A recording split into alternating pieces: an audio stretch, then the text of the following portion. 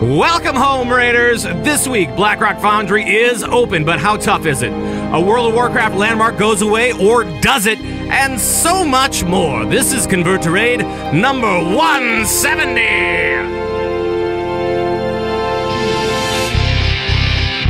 You're listening to Convert to Raid. Convert to Raid. The podcast for Raiders in the World of Warcraft.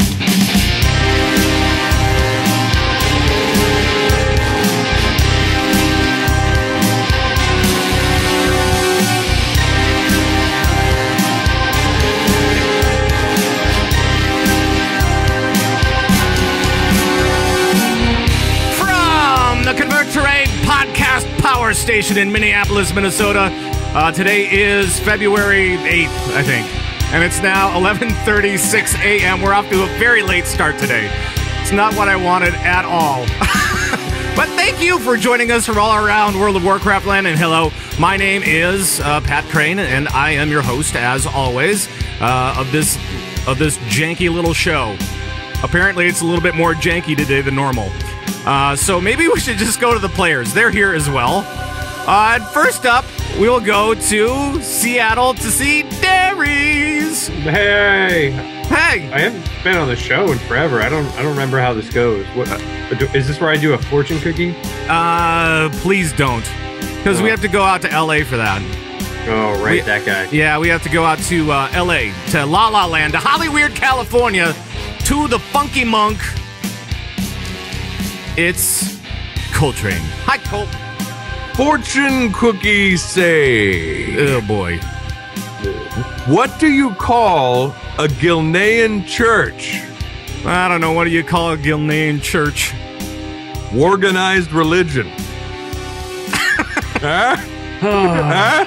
That's awful. Do you know who sent that in?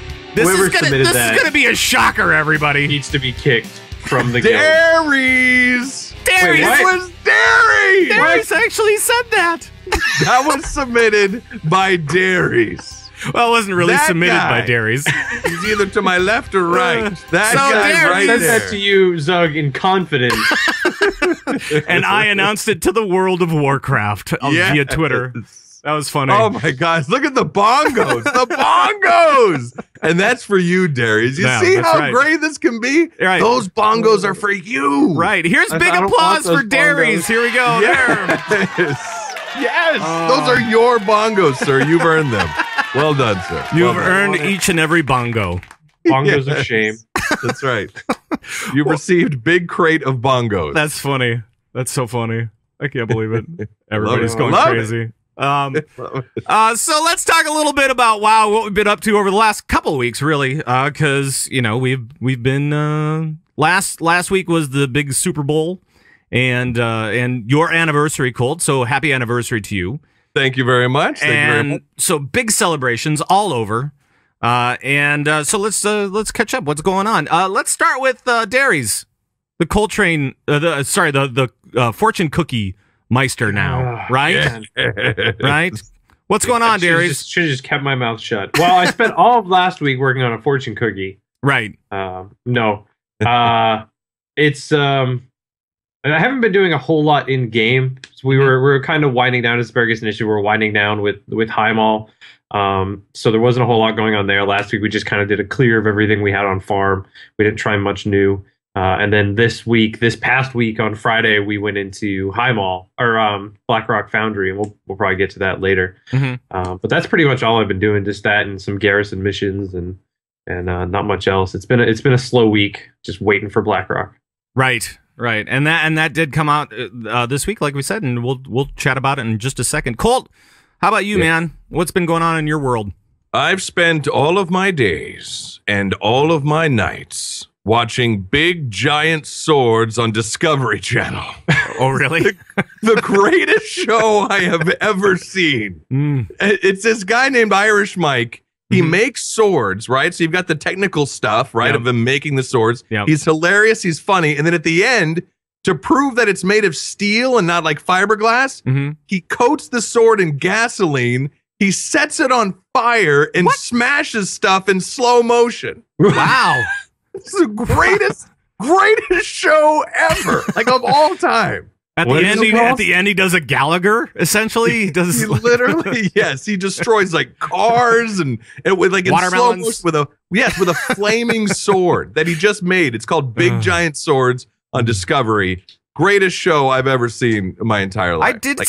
I did see one video, and it was just on YouTube. I'm not sure if it was on television somewhere, but it was a guy actually making Arthas's sword. Yes, and so that's the guy. Is that the guy? Now, yes, that's the guy, Irish Mike. But now he's on Discovery Channel now, and oh my gosh, it's fantastic. It's great. It's a great show. I gotta watch this. Yeah, I think it's on like Tuesdays or something. But like my whole DVR is like all episodes until I delete it. Yeah. Like this is fantastic. Yep, that's kind of how I run certain shows like that, and like Top Gear, stuff like that. Oh yes, yeah. Right. Oh, good stuff. Yeah. As far as me goes, I've just been doing stuff with the Asparagus Initiative. It's been kind of tough. I've been trying to find more time for game time. Oh, I did level up. I did level up my Pally to 100 as Prot. Oh, nice. And so I don't know what I'm going to do with it now that it's 100. Really? But I think I'm going to start a new tune for leveling. And so I tweeted it out on Twitter. That's where you do that. And everybody was coming back with all these different comments. So I said, okay, what would you level? Would you level a shaman? What should I level next? A shaman, a DK, or I'm trying to think what the other one was. Doesn't matter. and people came back with all the different answers. Like everybody was really into their class, whatever it was. And they were like, oh, yeah, this is the best. This is the best. And they were telling me which spec to pick and all this kind of stuff. And I've decided that I'm going to go shaman. But normally I've gone elemental and resto. That's always been like the fallback because they share gear. Well, not anymore, right? I mean, you can get all the different gear you want. So I'm going to try enhancement. Yeah, I'm going to try it out and I'm going to see what it's all about. I've already leveled it up to 92 with elemental, but I'm going to try enhancement now. Oh my gosh, you're going to be a male enhancement shaman. That's right. I love it. That's fantastic. That's great. That's right. That's cool. That's right. That's fantastic. Oh, dude, so you're going to be melee. I love it. I love it. Yeah, I'm going to at least level up that way and see if I like it. And oh, you're going to love it, man. So I don't know if have you played enhancement before? I have, and it's fantastic. It's so much fun. Like, it is a ton of fun to play. It's quick, it's fast, it's moving. There's like explosions and fire and lightning, and oh my gosh, it's brilliant. Mm-hmm. Brilliant. Cool. Well, I think we should probably talk about the official raid team of the Convert to Raid podcast. That's right. It's the Asparagus Initiative.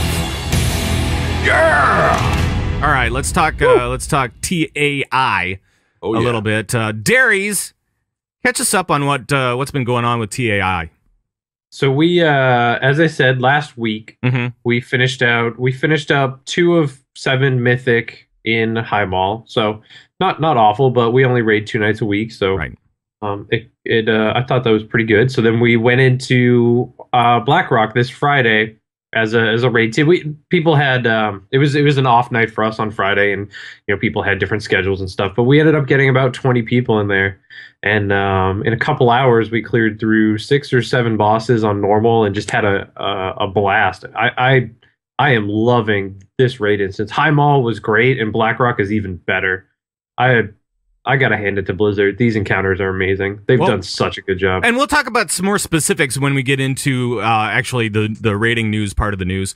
But yeah, it was pretty fun to get in there and mix it up. And the one comment that I got from everybody online was that the trash is no joke.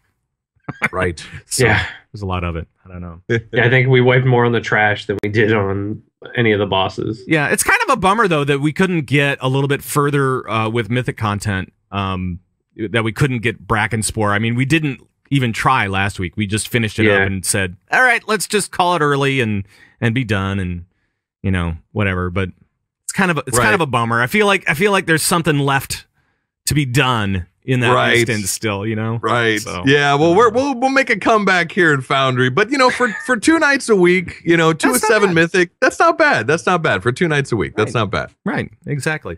Now, before we actually get to the rating news part of the news, I wanted to bring up something that happened over the last couple of weeks, and that was talking about one of the great WoW institutions, really, that we've known of for so long, WoW Insider, owned by AOL and partnered with Joystick and Massively and all that kind of stuff. And essentially, AOL pulled the plug on WoW Insider. If you remember last year, I think it was last year, they had massive cutbacks, right? Massive staff cutbacks, and now they just said, we're done. Clean out your desk. You got a couple weeks, and we'll make it all happen. But the interesting thing, so everybody was bummed about that, right? But now they have a new thing. Now, all the guys from WoW Insider got together and said, hey, let's make a new thing and let's crowdfund this sucker. And now we have Blizzard Watch, blizzardwatch.com. And, oh, yeah, you're right. We should actually do big applause because I'm excited. A moment of silence for WoW Insider and then a big applause for Blizzard Watch. Yes, Blizzard Watch, baby. Yeah. So, and from the initial crowdfunding efforts, it looks like they're going to be going on all cylinders real soon. Like, they're going to get all their writers back. They're going to have all these extended columns. They're going to be talking about other Blizzard games as well, Hearthstone and whatnot. So it's exciting stuff. I'm glad that they figured it out. So, yeah, it's cool. No, and congrats to those guys. And I mean, WoW Insider, for me, that was my very first World of Warcraft website I ever went to. Yeah. I mean, way back in the day. That's the first website, and I used to check it daily. You know what I mean? And it was a huge part of the WoW community and still is. So their shutting down was incredibly sad news, but their rebirth, like a phoenix from the ashes, that's right. Blizzard Watch is fantastic. So really excited for those guys, and it's going to be great. Really, really, really happy. Yeah. So it's good. Yep. But WoW Insider going away is sad, but I think Blizzard Watch is going to be really good for them. They're now free of big corporate entity and things like that, so they can post and talk about whatever they want. And I think it's gonna be really good. Yeah, I'm excited. Absolutely. Yeah, I'm very hopeful for their future. It's looking good. So, congrats to those guys. Even though you had to go through a little bit of a transition, you're figuring it out. That's awesome. So, all right, let's move on to the raiding news. Calling all raiders from around World of Warcraft land. This is raiding news. All right, it's time to check out what's happening with raiding news around the World of Warcraft. And first up, of course, as we were talking about before, Blackrock Foundry now open, and we have big applause for that. Woo! It's on. Get ready. It's on like Donkey Kong. That's right. There we go. Blackrock Foundry, more like Blackrock Poundry. Holy cow. I hear some of the fights are a little rough in there. Is that going to catch on? I don't know if that'll catch on. No, really? Probably not. That probably won't catch on. Who knows? No? Who knows? Maybe not. But it's open and it's kind of cool. It's kind of interesting. Darius, Colt, you haven't been in there yet, right? Not yet, but I've seen like tons of vids, and I'm ready to go. In fact, to be honest, we raid tonight. Yeah. So I better do a little research before, 5-6 hours here. Right. Yeah, it's coming up quick, and we're just gonna jump right into heroic with the team. I know. With the full team. So no problem. I'll be fine, guys. Don't worry about old Coltrane. It should be interesting, at least. It should be interesting. Darius, what was your initial reaction, or what was your initial thought when you zoned in for the first time? That it looked a lot like Siege of Orgrimmar. All right. Yeah, there is that. The whole aesthetic and everything just looks very much like Siege of Orgrimmar. Yeah. But I mean, the bosses were great. Gruul was, it was a little reminiscent of like Butcher, is what I felt like. But then things started getting really interesting. We did we did that guy, and that was a lot of fun. Very different, very interesting. We did the what did we do? We did Hans and Franz. Oh, that's such a fun fight. Stampy and Stampy. Yeah. Those guys like to kill people. That's now, all I'm gonna say. I have to ask with this Hans and Franz. Yeah. Now, Hans and Franz, this is the one where you're on the conveyor belt, right? 5 conveyor belts, yeah. Okay, and it's smashing down and all that kind of stuff. I heard some people were getting like seasick or something. They were like getting nauseous. Is that true? Yeah, I don't get it personally. I don't. Yeah, and the fight is the fight is on conveyor belts, and they're alternating directions. Yeah, but there's all these safe zones in between the conveyor belts, and I think people are making the fight a lot harder than it needs to be by standing on the conveyor belts, which you don't need to do. So people were kind of getting moved back, then moved forward, and they're all over the place. So I could see some people having problems with that if they're like zoomed all the way out and everything's changing, and then these things are coming down from the sky, so they're cutting off your camera view and all this other crazy stuff. But it's such a fun fight. It's such an interesting way to handle a fight. Right. That's awesome. And there are points where you have to stand on the conveyor belts and move around and do some things, but I mean, for the most part, I think you like when the Pop-Tarts, when those flaming, I don't know, the hot pockets, they're floating down the right. conveyor belts. You can actually stand in between the conveyor belts and be okay. But I think on heroic we might see it not being quite so okay. I don't know, because you are supposed to get hit a little bit if you just stand there. So right. I don't know. What were some of the bosses that you liked? The train boss. Oh man, yeah. I love that fight. That fight is so much fun. The train's coming in, and then all these different types of ads, and just handling that. Right. The raid splitting up for a while. That's Thogar, right? Yeah, I think that's Thogar. So yeah, that's very cool. And there's actually a little add-on out there for you guys. There's a couple of different add-ons for Thogar. There's a Thogar assist and a Thogar helper, I think. They're two very different add-ons. One is for the raid and one is just for yourself. Go check them out. Yeah, one's for the raid leader, and right. it'll call out where the trains are coming. The other one is a personal one. Right. So it's pretty interesting, and it's something else to kind of keep an eye on. Oh god, that was a crazy fight. I hear there's a lot of ads on that fight. There's a couple. Yeah, there are lots of ads. There's like 2 or 3. I'm looking forward to that. One button rotation should be well.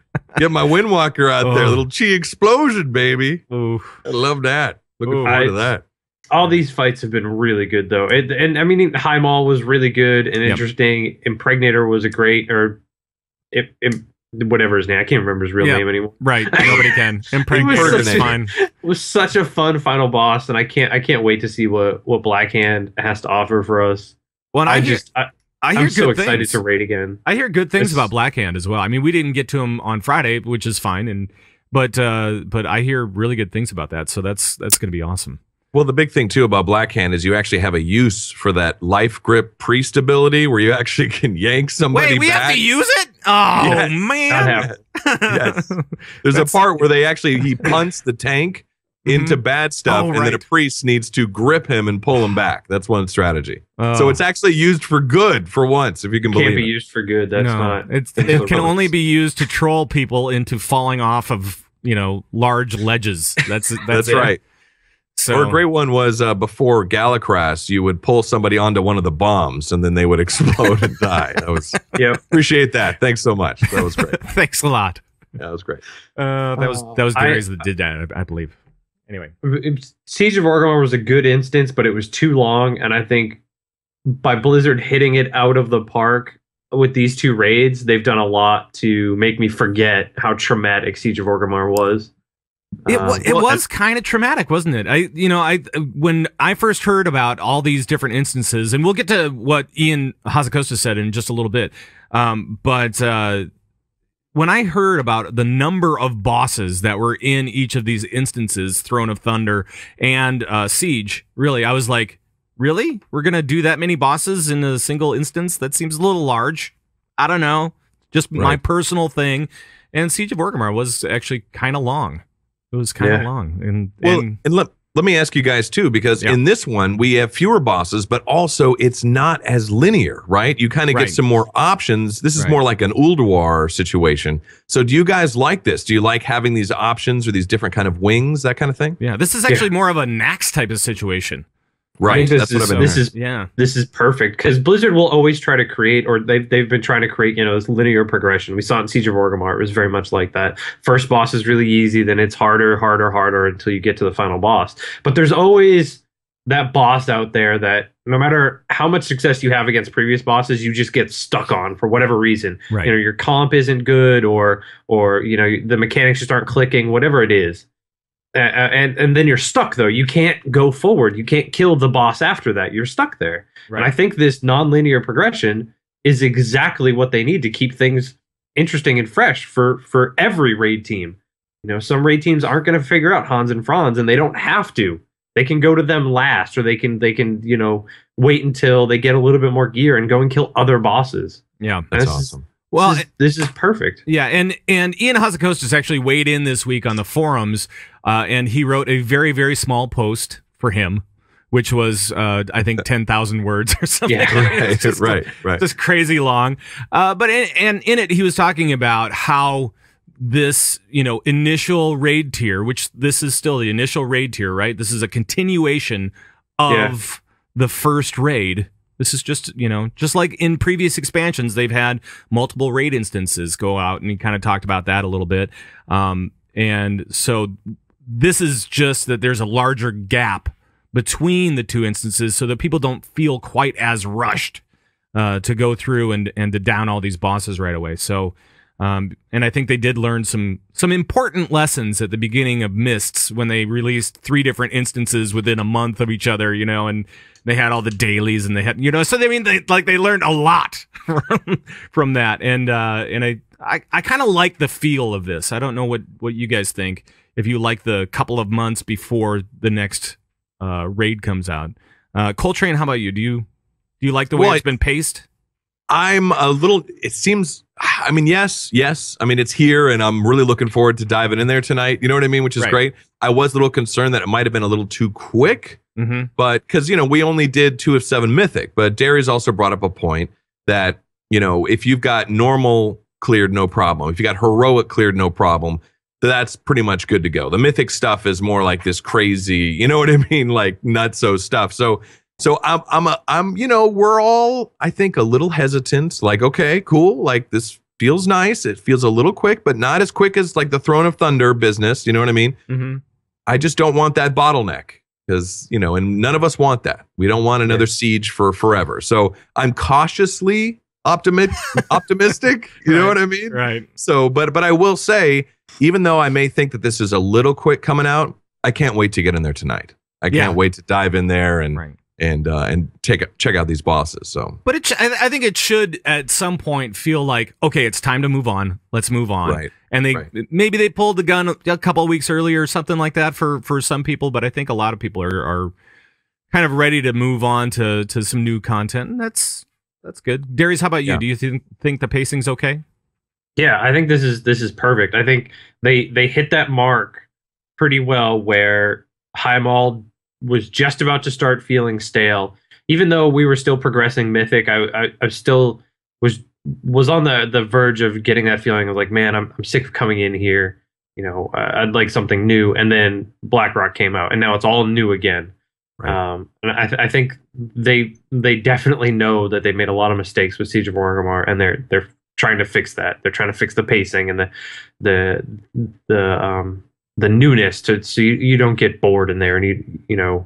Right. I think this is right on, and then just the differences of the fights and how they're so much different, and you know, and even the location is totally different is perfect. I hope they continue this for all the tiers. Even though it seems a little bit like, you know, maybe Siege of Orgrimmar 2.0.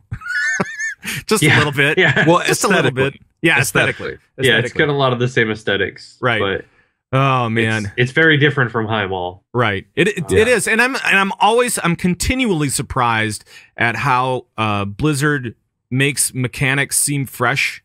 You know, I mean, there are only so many mechanics to go around, right? I mean, but they always kind of change it to, you know, be environmental instead, or be, you know, come from a different place that you're not expecting, and so it's kind of refreshing to go through an instance and not feel like it's a rehash of something else. You know what I mean? And they've made some mistakes along the way. They tried the vehicle combat. You know, I remember Malagos, you know, in my opinion, not a big fan of Malagos, that final phase, you know, when you're on the back of the dragon. Like, it sounds cool. It sounds awesome. In fact, I remember being at BlizzCon. And when they announced, they were talking about the Malagos fight, and you jump on the back of dragons and you fight them, and everybody cheered, and it was like, oh, it's gonna be amazing. But then you're in it, and you're like, oh, this is terrible. Yeah, the execution was not so great, but yeah. But I agree though, they finding ways to change it up. You know, a list resort. You know what I mean, where you've got a guy that's flying up through the rings. You know what I mean, up high. So they added that element of verticalness. You know, of flight, and so they find ways to keep it right and feel good, but still seem fresh. So yeah, I totally agree. Right. So I'm looking forward to a lot of this stuff. Getting back to the post from Ian Hazzikostas, though, there was to kind of sum up what he says, and he does say quite a bit, goes into a lot of detail about everything, really. But we talked a little bit about this. Blackrock Foundry is a winged instance, and the way that the difficulty works is that the first boss you encounter in any wing should be pretty easy, and then difficulty goes up from there. So the easier ones are on the inside of the thing, and as you go out to the end bosses of those wings, it's going to get harder and harder. So that's kind of cool. I like that as well, because then that means you can just go to a different wing if you're having real problems. So kind of like how we talked about before. Exactly. Little Ulduar, baby. Yeah, exactly. Little Nax. Yeah, little Nax. Little Nax. That's right.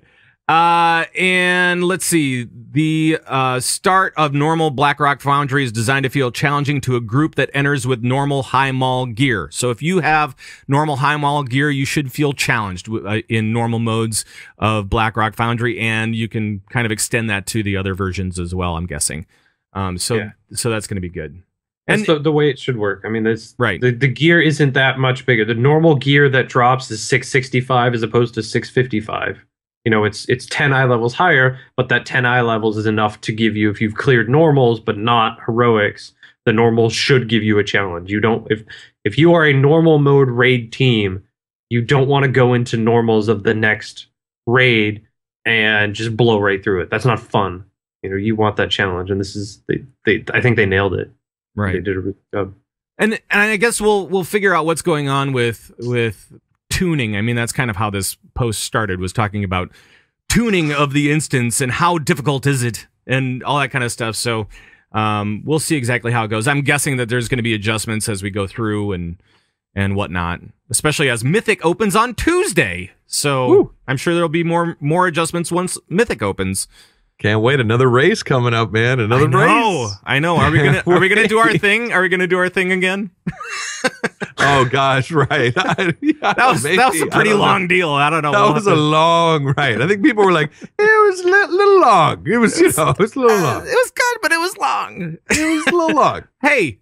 And we cut that thing down, by the way. Right. The race was days and days. We did it in 8 minutes. I thought that was pretty good. Right. I agree. All right. Well, now that we have Blackrock Foundry open, we should probably talk about the one thing that we haven't talked about this entire expansion yet, and that is tier gear. Let's talk a little bit about tier gear. What do you say? We actually had a question from one of our listeners, and it was from #Terry. And he says, how do you feel about your respective classes and their tier set bonuses? Do you find them strong or lackluster? Okay, so if we're just talking about our tier set bonuses, let's take a look and see what we've got. And Darius, what do you think about your tier bonuses? So I've been playing Discipline Priest, so that's what I'm going to talk about here. The 2-piece bonus is penance channels for 1 additional second and generates 1 additional stack of evangelism. And I think the 2-piece bonus has put penance where it should have been when Warlords came out. I feel like the 1 extra second, 1 extra channel of penance gives it the healing potency that it should have. It's a channeled spell, but it's on an 8-second cooldown, and when I cast it normally without the 2-piece bonus, it feels underpowered. With the 2-piece bonus, it actually feels like it should have been. So I'm not super impressed with the 2-piece bonus. I think it's just fixing a broken penance. But the 4-piece bonus is when you activate Archangel, the mana cost of prayer healing is reduced by 50% for 6 seconds. That's a big problem for Discipline Priest. Discipline Priest can't really AoE heal with Prayer of Healing because it costs so much mana. By activating Archangel, which you can do every 35 seconds or so, you can now cast Prayer of Healing for 6 seconds, which is about 2, maybe 3 casts of that at a really significantly reduced mana cost, and actually get some of those out. You know, it'll help Discipline Priests make use of Spirit Shell once again, and really anger Resto Druids, which is all we really try to do in game. I tell you, I'm already getting ready to rage about all that stuff. So you're liking it. You're liking it. Yeah, I think it's good for discipline. I think they're good. There have definitely been times in the past where discipline or priest healing 4-piece bonuses have been awful. Siege of Orgrimmar, they were pretty bad. So I think at least for priests, they work. Cool. Now, Colt, how about you? What are you looking at for 2- and 4-piece bonuses? Well, Windwalkers, so I kind of asked the community, some guys. I asked like Calligraphy, Hina Lover, Sanch, like there's some great people in the Windwalker, community. I said, hey guys, how you feeling? What's going on? Especially Hina and Calligraphy, these are some pretty major theory crafters as well. And the response is, okay, all right, good, okay. Like, let's go for the 4-piece. 2-piece is all right, but 4-piece is the way to go. 2-piece for Windwalker. Fist of Fury generates 1 stack of Tiger Eye Brew. That's fine. Hina Lever, talking to him, he was saying that's about probably 2.5% DPS increase. So, not bad. 4-piece, though, while Tiger Eyes Brew's damage effect is active, your multi-strike damage is increased by 3% per stack of Tiger Eye Brew consumed. That's awesome. That's great. Wow. That's great. So and multi-strike, like Windwalkers, we love that multi-strike. That's like our stat. That's our attunement stat. That's what we want. A good thing, too, about Blackrock Foundry is finally we have gear that has multi-strike on it. Yeah. And in Highmaul, it was a lot of like haste and crit and, mastery and not a lot of multi-strike, but there's a ton of it in Blackrock Foundry. So it's interesting, too, when you look at the scaling now, we've got a pretty significant nerf over this expansion so far. We're not scaling as well right now going into Foundry. But Calligraphy actually made a really great post called Monks Are Fine. And one of the things she talks about, too, is we're going to be all right. We're going to get more multi-strike. As Foundry goes on, we're going to be rocking it, and we're going to be doing great. And to keep in mind, too, with Windwalkers, we're kind of niche. We're like, we're the cleave guys. You know what I mean? Right. So we're gonna do great on cleave, not so great on single target, but that's all right. But as far as the 4-piece goes from Hina Lever, about a 4.5% DPS increase. Ooh, nice. So repeating, of course. But it's so far so good. So Windwalker nice monks callback. are looking I like good. that. Yeah. Some nice callback. But I will say, so it's good and it's positive. Yeah. But everyone is saying that it's not God mode, which is the Mage 4-piece fire set. The Mage Fire 4-piece bonus. Yeah. When Pyroblast activates, you have a chance to cause all Pyroblasts to have no cast time and be guaranteed critical strikes for 4 seconds. Wow. This is huge. And I've heard rumors about a lot of mages for Foundry going arcane and going fire, like stacking mastery and going arcane for single target and fire for cleave and just going to be rocking it. So fire could be making a really big comeback in Foundry, which is going to be great because fire, for all you mages out there, that fire is so much fun to play. Like you love playing fire and you want to play fire, but you couldn't. You were forced to play frost or arcane. Right. But fire might be making a big comeback in Foundry. Yeah, I so know a lot of happy mages. I know a lot of people that I know a lot of mages that refused to play arcane or frost when it was doing really well because they're like, nope. This is my play style. This is the one that I like to play, and you cannot change my mind. So it's good to see that Fire's getting some love. Yeah, that's absolutely. good. I know that for the Druid tier piece bonuses, they're good. I like them. They're not bad. It's just mana saving, right? So it's all these mana saving things. It's the 2-piece bonus is that Nature's Swiftness, which is the automatic, free cast essentially, now works on the next 3 spell casts. That's amazing. And then the 4-piece bonus is if you do Healing Touch twice, which I never really use it for much at all, if you do it twice, though, then your wild growth is reduced by 25% mana. So the mana cost goes down, which is good because right now wild growth is pretty expensive.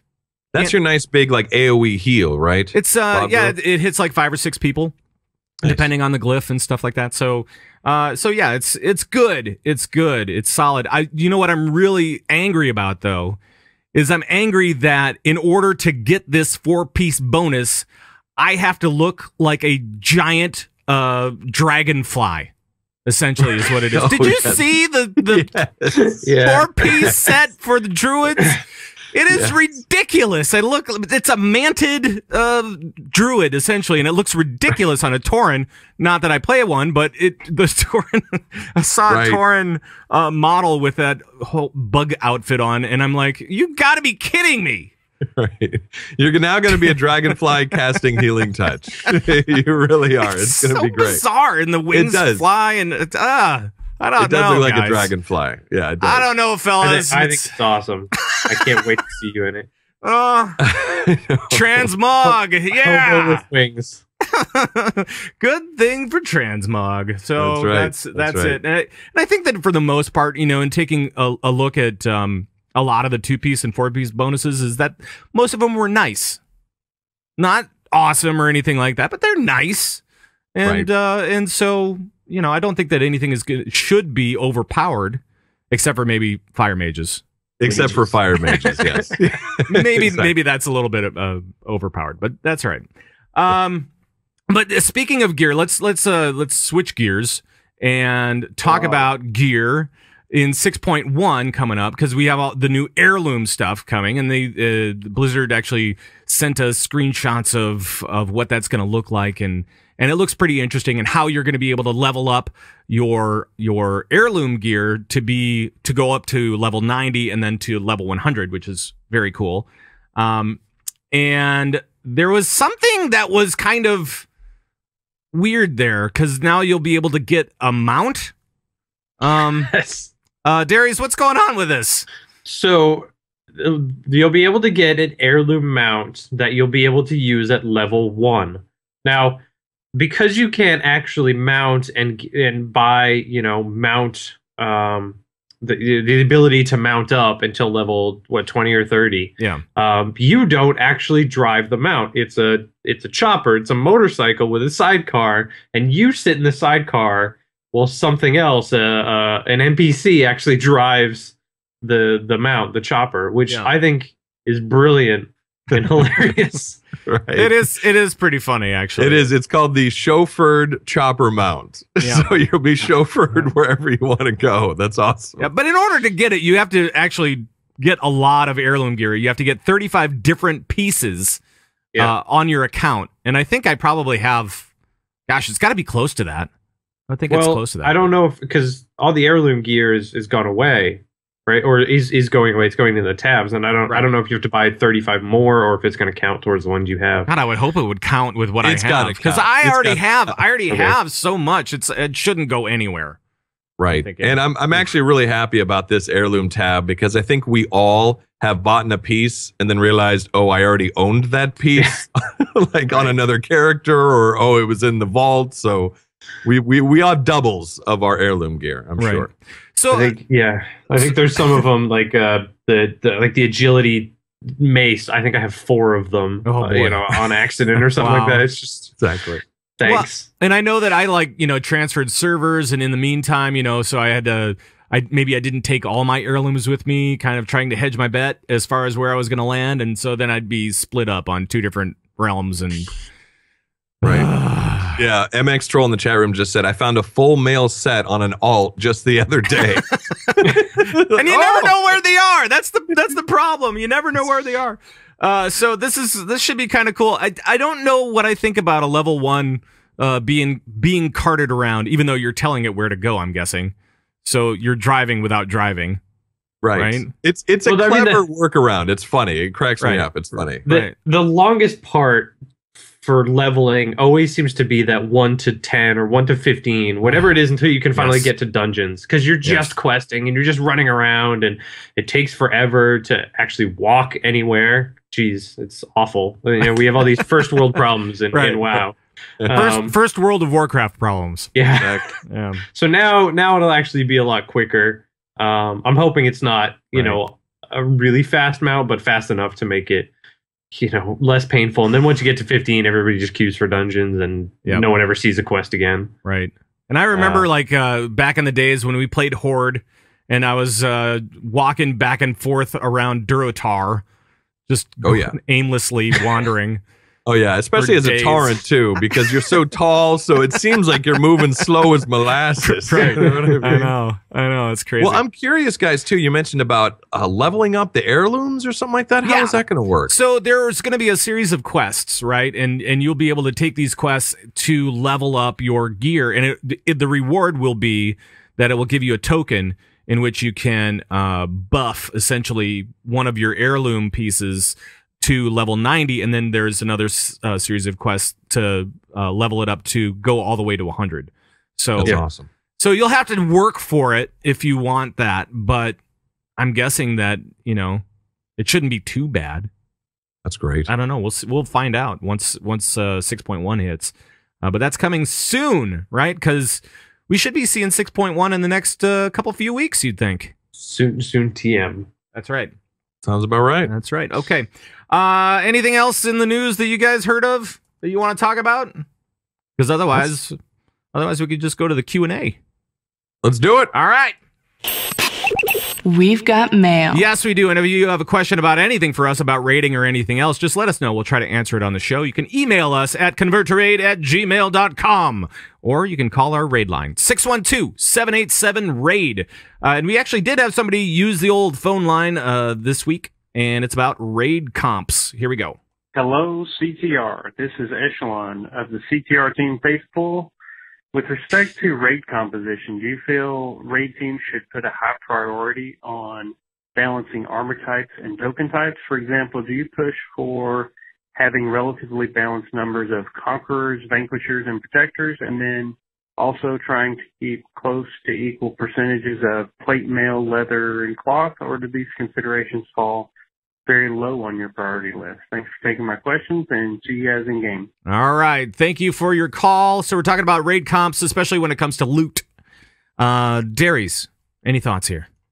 I'd say now, like hardcore raid teams, mythic raid teams, you know, like Midwinter and Bludgeon and things like that. They're trying to spread out their tokens. They're trying to spread out their armor type so that every piece of gear goes to someone, and that things aren't wasted. People aren't way under geared because there's half the raid is on, you know, a conqueror token or something like that. But if you're a more casual team, I say don't worry about it too much.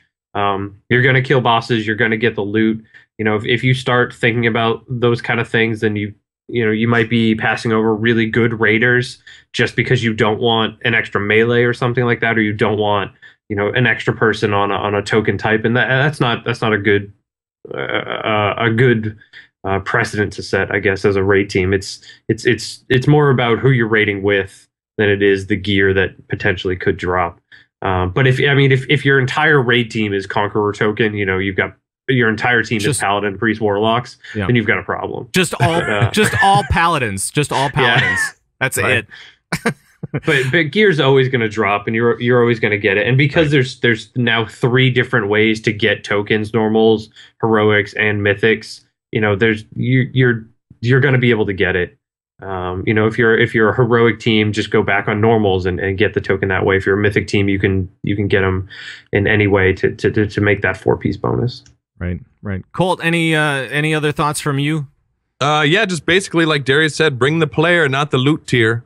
Yeah. You know, don't worry about trying to stack that too much. Just don't turn down a good raider or somebody that you enjoy raiding with because they're on the same token as you selfish person.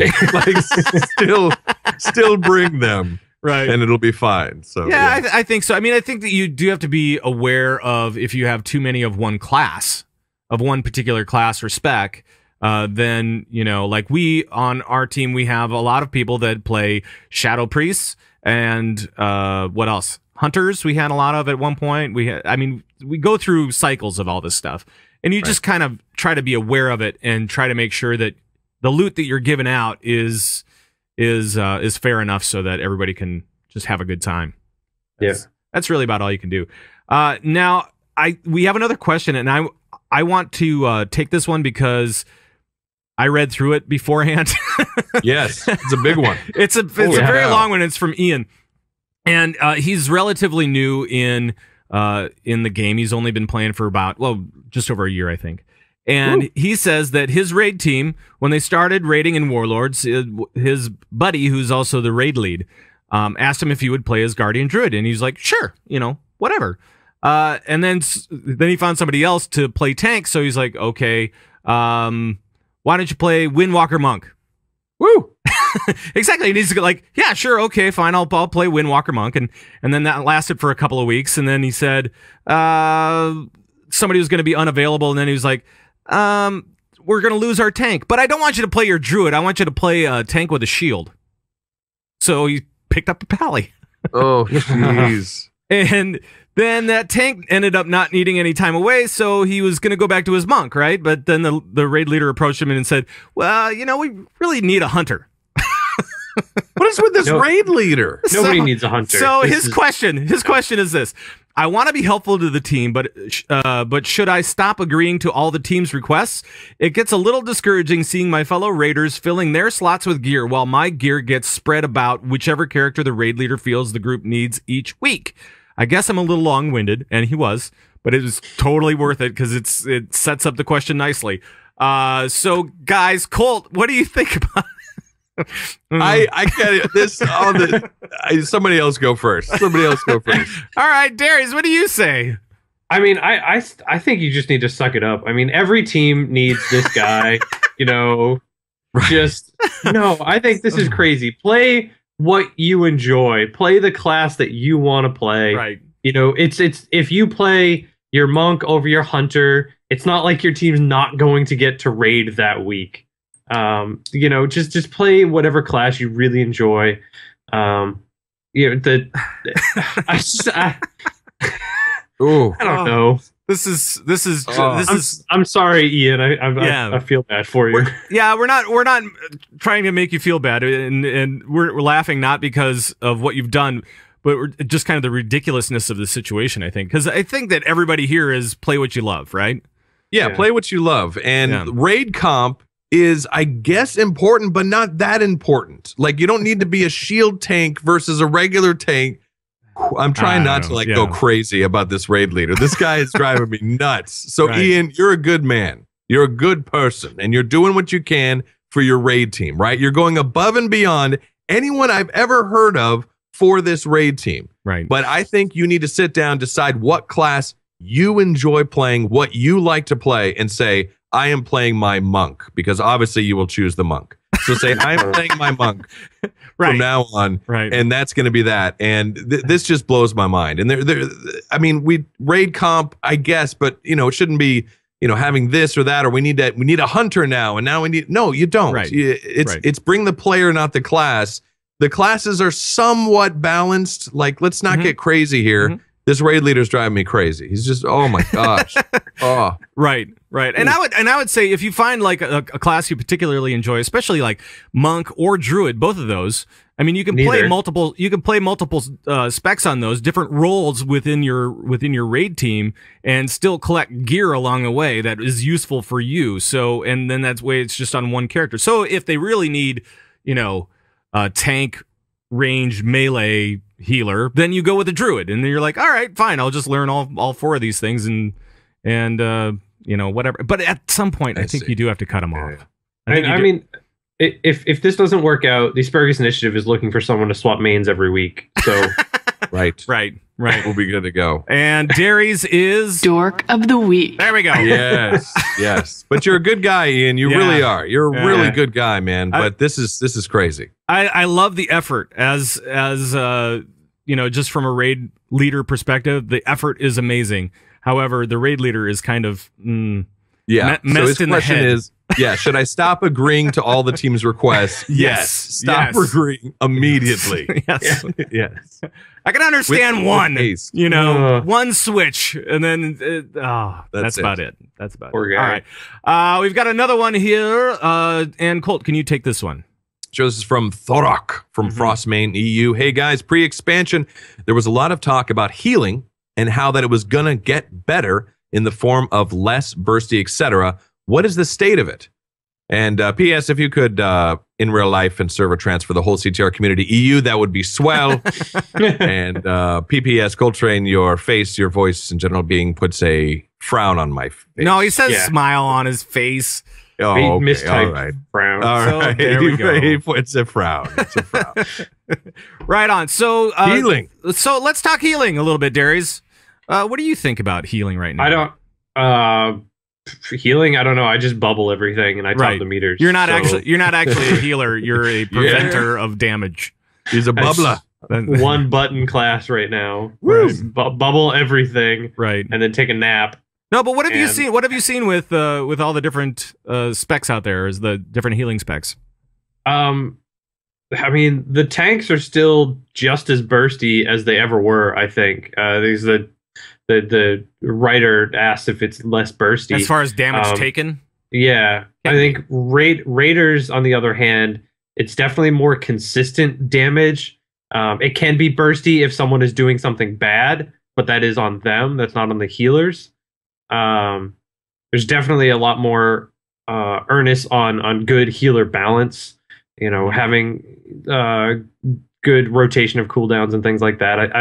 I think it's in a pretty good spot. Healers are always having something to do, but they're often not feeling like they're behind or that they can't catch up. Right. Well, I think that Blizzard did one really great thing with the last instance, right? And it put a lot of responsibility on each player to stay out of the goo, right? Whatever the goo is, just stay out of it. And I think that they did a really good job with making that personal responsibility for each player. And then you have AoE stuff that's just going to happen, but that AoE stuff is not going to necessarily kill you immediately. It's the combo of that and standing in something that's going to kill you. It might be one mistake you make, but it's enough of a mistake that you're going to suffer from it. And it is a lot less bursty. I mean, just from the healing standpoint, because we don't have like the Malkarok encounter where everybody takes a hit and it's just you're done. Yeah, right. And you have and down, up and down. Right. Or even that siege tank guy where he would shoot his little laser blast on one guy randomly, and then boom, their health would go to 10%, like immediately. You know, and then it was on the healers to make sure that he was topped back up within a half second or whatever it was. Right. And it just became this whack-a-mole game. And I think we're seeing a lot more thoughtful approach to healing right now. So we'll see exactly where that goes over the expansion. But I like it a lot better. It's a lot better. Yeah, it could be better. But I will say, and Jawstra in the chat room says, "Do Mythic Butcher and tell me it's not bursty." right. Yeah, there's a point there, Butcher. It's pretty hardcore on the tank. I mean, but that's one mechanic and one boss that it's supposed to be like that. The majority of the time, it's not. It's much more fluid, which makes it feel better. It makes it feel less frantic. Right. I agree. Oh, here's what the one from Mouse Divided was from earlier this week. I threw it into the questions. And Darius, you want to read this one? How much ore could an ore gorger gorge if an ore gorger could gorge ore? Okay. Yes. He says, I saw that tweeted last week. I can't take full credit, and that's Mouse Divided. And so it would be, so if you were to take the same answer as the woodchuck one, it would be an ore gorger would gorge as much ore as I can't remember now. Ore gorger could gorge ore. If an ore gorger could gorge ore. Yes. Perfect. 5 times fast. Yeah, no, that's not gonna happen. Oh man. I think that might have to wrap it up though. I think that might have to wrap it up for this week. I think I'm tongue-tied now. So before we do, I think we need to take a look at the 5 stars on iTunes, don't we, Darius? Did you do your job? No. Have a job. No. Derry. You didn't know. Just stall. I didn't think we were gonna have a show this week. I figured just stretch it out. Just Right. Yeah. I heard some like frantic typing there really quick. I'm like, that sounds like a panicked man. kind of like Whoa. me right before the show. Panicked man. I figured the way it was going, everything was on fire. You know, we weren't gonna have a show. So Yeah, that was actually close to happening, I think. That was I was getting real close to just saying, you know what? Screw it. We're not doing one this week. All right.